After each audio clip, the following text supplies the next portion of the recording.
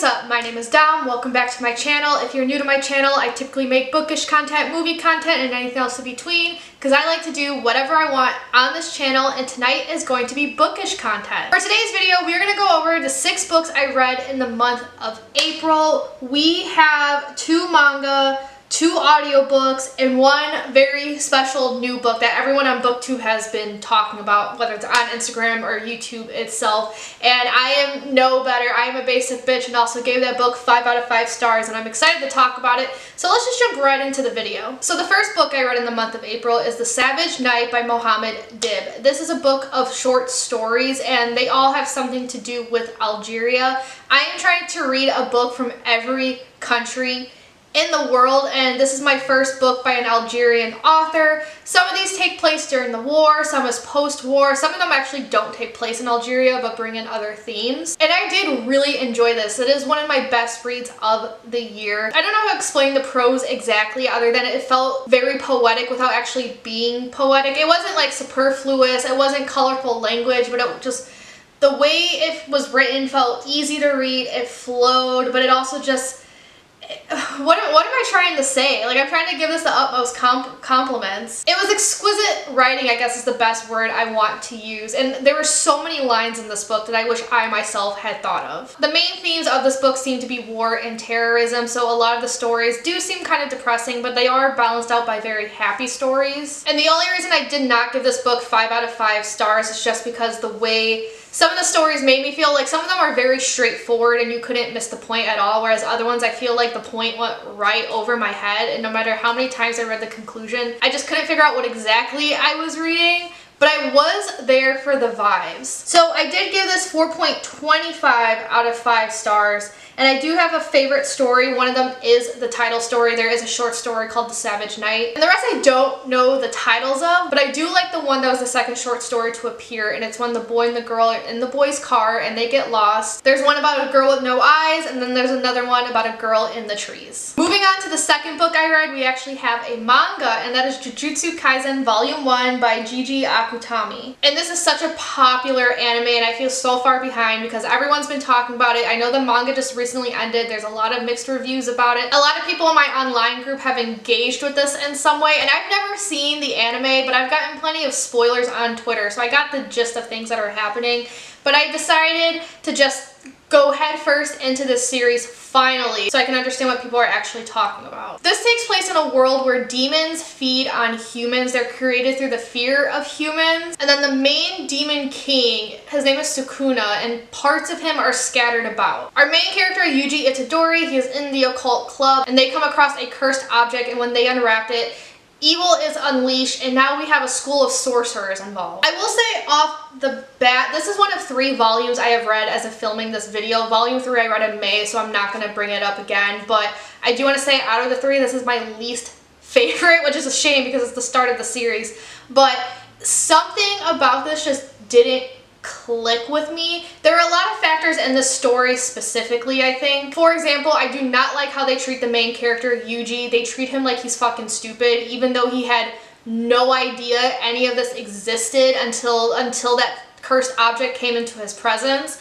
And I always hated that trope. And then one of the main characters, Nobara, who I saw was very popular on Twitter, and she tends to be a fan favorite, and I do know her fate later throughout, and a lot of people were upset about it. I didn't like her when she was first introduced. I had a hard time with her. Me and her aren't going to get along, I think. Also, in the very first chapter, and just kind of throughout this whole volume, there is so much execution and little details to remember, and it was just a lot. I actually had to get out a notebook and just take notes so that I could remember just in case things could come back later. And I think the main thing that's not clicking with me about this series, it feels like something I've come across before. You got demons, and I read Demon Slayer, and I vastly enjoyed Demon Slayer. And then you have these cursed spirits that are formed through human fear, which is something reminiscent to Chainsaw Man, which I am actively reading right now. So I feel like it's just too many shonen. I shouldn't say too many because I'm only mentioning 2 others, but it just feels like those 2 combine. So I feel like one of the reasons I don't like this is because I just picked it up too late. Like if I had picked this up first instead of Demon Slayer, then I would probably love this and not like Demon Slayer as much. Do you know what I mean? So that's not the fault of Akutami. I just feel like it's circumstantial. But I do want to talk about some positives for this volume specifically. I do like Yuji. I think he's really sweet. Gojo, I do like a lot as well. I can easily see why he's a fan favorite. I don't think he's my favorite per se. Quite frankly, I'm loving the antagonists in this series. I think the antagonists are my favorite characters, but out of the protagonists, Gojo is my favorite. I do like this enough to want to know more, hence why I've read more volumes since then. So I gave this 2.5 out of 5 stars. The third book I read was via audiobook, and that is Now by Morris Gleitzman. This is book 3 of his Once trilogy. It used to be a trilogy, but he's since added 4 more books. But it's book 3, the last book of the original trilogy. And the first book is about a 10-year-old boy named Felix who was a Jew during World War II. He's living in a Catholic orphanage for his safety, but he realizes his parents may be in danger, so he leaves to go save them. In book 3, I do have to spoil the series so you know the synopsis of this, but he does survive the war, and now he's living in Australia with his granddaughter. And this book is actually in her point of view. This book explores generational trauma, and I think it did a good job doing it so it was palpable for a younger audience because these books are middle grade. And I did like how the 2 were kind of being compared and how she was learning from Felix and listening to him, and I really did like how this book ended given those themes. I was just really confused when I started this book. I actually thought I ordered the wrong book on Audible when it was her point of view, because I was expecting in order to close out the series it would be in Felix's point of view, which I think I would rather have. Part of me gets why it was in his granddaughter's point of view. It's to keep the character relatable to the readers. Again, it's middle grade. His granddaughter seems to be in the equivalent of middle school. But I feel like there would have been a way to write this in adult Felix's point of view, like in a way that he's like teaching the target audience, I guess. I don't know, but because of how thrown off I was, and just because like it didn't really match the vibe of the other 2 books, I did give this only 3 out of 5 stars. For the 4th book of April, we got volume 2 of Jujutsu Kaisen. I do like this slightly better than volume 1 because the main conflict of the plot has finally been introduced. My main gripe with this volume, and it does follow through like volume 3 and I'm sure for the rest of the series, is that the magic system in this series is so confusing. It seemed straightforward, but also at the same time I'm asking myself what the fuck is happening. It seems straightforward because I have a visual, but I feel like I can't like verbally tell you what it is. Like you have to look at it in either drawings or animation. And the author's notes between chapters don't help because Akutami will say in the beginning that he really doesn't want to talk about this, and he'll spend 3 pages trying to explain something just for him to end it with, "I'm sorry, this is so confusing," and I still don't understand. I still don't understand how the technical reverse curses work, and at first I thought it was a skill issue on my part, but I got to talking to my online group and they were like, "No, we were hoping you would understand it so that you could explain it to us." So I think we're all just here for the vibes and the pretty visuals at this point. I gave this 3 out of 5 stars. And now the book that has made my #1 book of the year, and that is Sunrise on the Reaping by Suzanne Collins. This is a prequel book to the OG Hunger Games series. If you don't know what the Hunger Games is about, it takes place in post-dystopian North America, so hundreds of years in the future. The country is now called Pan Am, and it's separated into 14 different areas. You got the capital, then you got 12 districts. The 14th area is a district called District 13 that no longer exists, but it does get mentioned every once in a while. Due to the district's rebelling against the capital but losing, the capital is now punishing everyone in the district, so every year they have to send 1 boy and 1 girl to the Hunger Games. So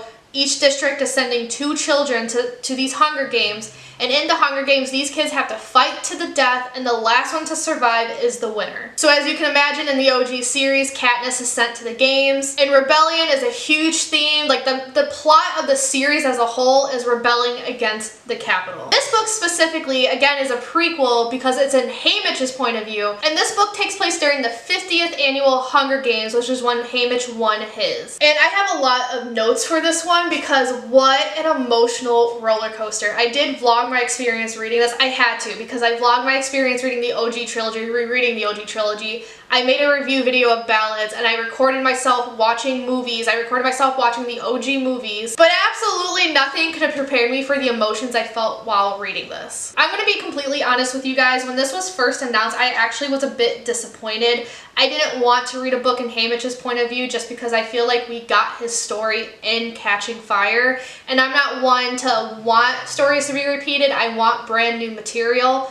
But then Miss Collins decided to explore the theme of propaganda. So within the first couple chapters, I quickly caught on that what I thought was true thanks to Catching Fire is not at all what actually happened. So even though I went into this technically knowing the outcome, it still felt like a fresh new story. So first of all, I appreciated the expansion of the lore. We actually find out the names of Katniss's parents, and there's a question I had from reading the Ballads of Songbirds and Snakes that I've been dying to know the answer to, and it does get answered in this, and I was so happy about that. And it's just so nice the way Suzanne Collins introduces it too. She's not in your face about it, so it wasn't like, oh, this is the answer. Like, she introduced things here and there, and it wasn't until I was like eating lunch and just thinking about it and connecting the pieces is when I realized my question got answered. So many new amazing characters were introduced in this novel, and you know, given it's a prequel, you know their fates, you know their outcome, you know they're going to die because, you know, there wasn't a rebellion until Katniss's games nearly 25 years later. But Suzanne Collins still wrote them in a way where I absolutely fell in love with them and still gasped and cried all throughout the book. The mood of this book is actually what kind of caught me off guard, because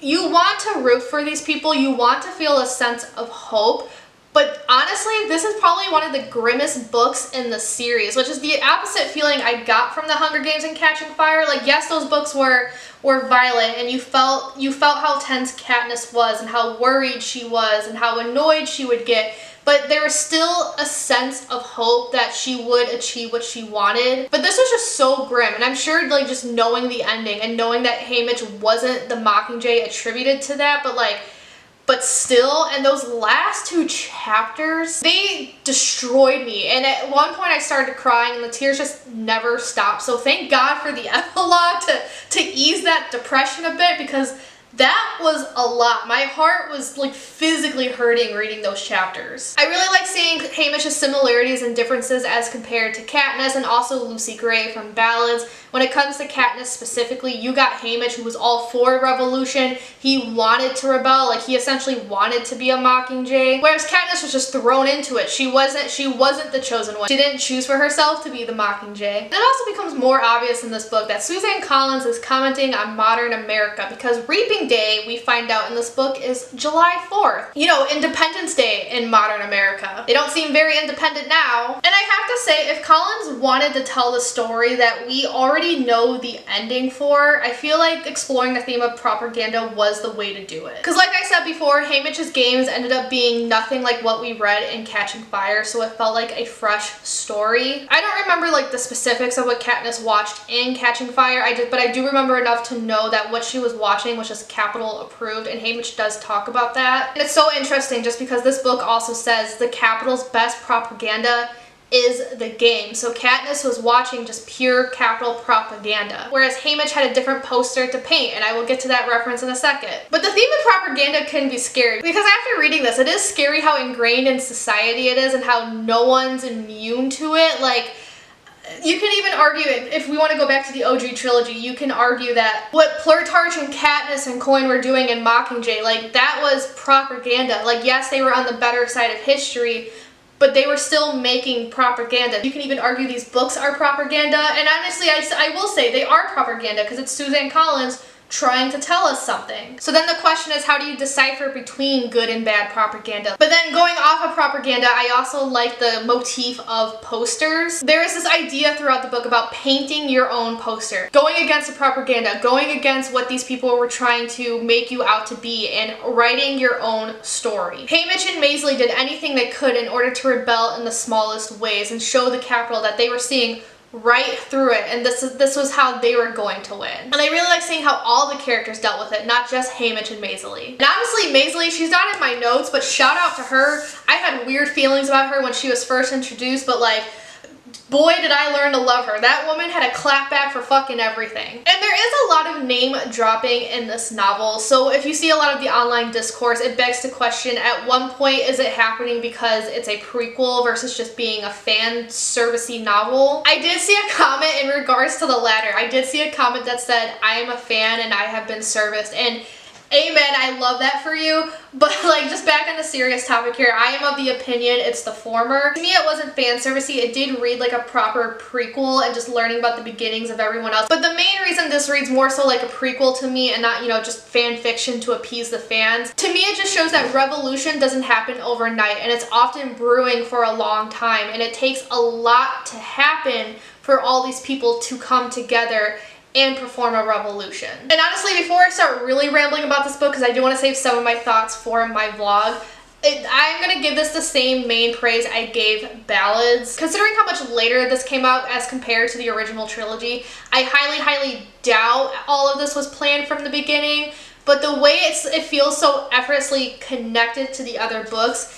If Suzanne Collins went on record and like swore on the Bible that she had this plan from the very beginning, I would actually believe her. So nothing but praise for this book, and I'm so excited for you guys to see my vlog because I had a lot of emotions. I do cry on camera, and I never, ever want to see another squirrel or a fucking gumdrop ever again thanks to this book.